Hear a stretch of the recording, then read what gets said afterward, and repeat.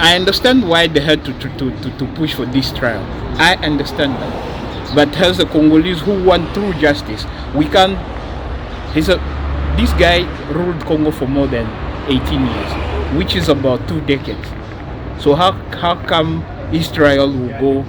How long did it take? I think 2 months or 3 months, and then boom, we jump to conclusion already. No, we have to listen to the guy. We know he's somewhere. We should collaborate with all international organizations to get him to come back to the country and explain himself. Because I'm not sure all Congolese, yes I know, majority of the Congolese don't like him, but at some point, I remember when I was 18, I saw that guy being, let's say, cheered on when he was campaigning to rule in 2011. So that means there are people who still like him. With the current situation where we have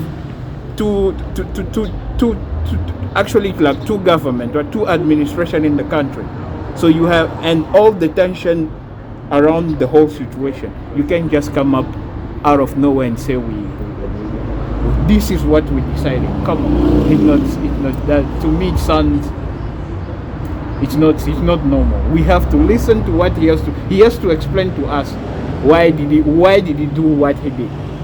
Although it doesn't make sense, but we have to, like everybody have to be convinced that, okay, yes, this guy really deserves whatever punishment that will be required for him. And what's your message to other Congolese, especially on this aspect? I know, as for the moment, most of Congolese are emotional, but politics matters. We shouldn't be emotional with it, because this is a country that we talk. It's the future of a country we're talking about. It's a future. Actually, it's even the future of a whole continent we're talking about. So before we start jumping to conclusion, we should cut off our emotional issue, because in politics you don't use your emotion, you use your mind. And your message to the current president about this issue? To the current president, I know in Africa we tend to have leaders tend to have this habit, right, of trying to please everyone. But as a leader, you have to take some decision that even though people don't like them, but you know in your heart that this is the right one. I know many people are happy and are clapping for this situation, but somewhere, somehow, how does it makes us African? No, I'm not talking about Congolese. No, as African, as a whole continent, because it's not the first time this is happening in Africa. It's not the first time.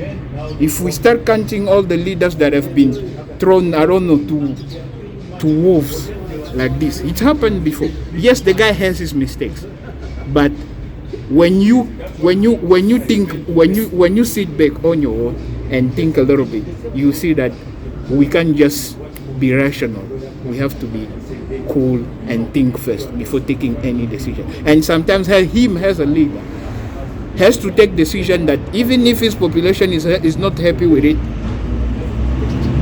he should take them to ensure that the future of his country is for a better. An example that I'll give, I know I've been in South Africa for, it's about 9 years now, and I've heard people having different topics of how they view Mandela.